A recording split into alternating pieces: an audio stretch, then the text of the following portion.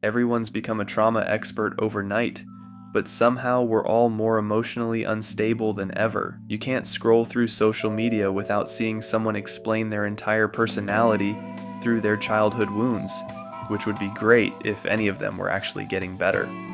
But they're not. They're just getting really good at explaining why they can't. We've turned therapy speak into this weird social currency. I'm triggered. That's my trauma response. I'm protecting my energy. These phrases get thrown around like magic spells that make bad behavior disappear.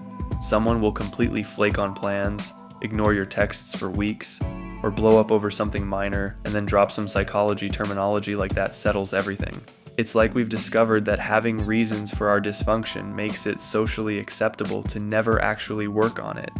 Understanding became the destination instead of just the first step of a much longer journey. The thing is, we're living in this golden age of mental health awareness, which should be amazing. People are finally talking about anxiety, depression, trauma, attachment issues, stuff that was completely taboo a generation ago. But somewhere in all this progress, we started treating diagnosis like absolution. The awareness part is crucial, don't get me wrong. Knowing why your brain does what it does, understanding your patterns, recognizing your triggers, that information is powerful. But it's supposed to be a tool for change, not a permanent excuse for staying exactly the same. Being mentally unwell has somehow become trendy. People collect diagnoses like personality traits. Mental health struggles have become identity markers instead of problems to solve. And look, I get why this happened. For so long, mental health was stigmatized.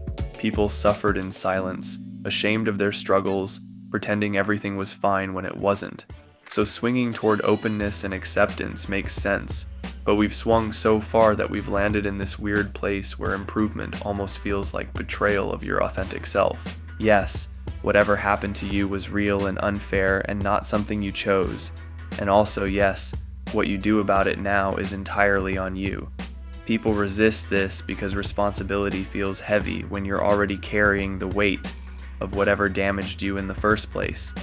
It feels like adding insult to injury. You got hurt and now you have to fix it too? Where's the justice in that? But staying stuck in your trauma isn't justice either. Letting your past control your future isn't making things fair. It's just extending the damage indefinitely.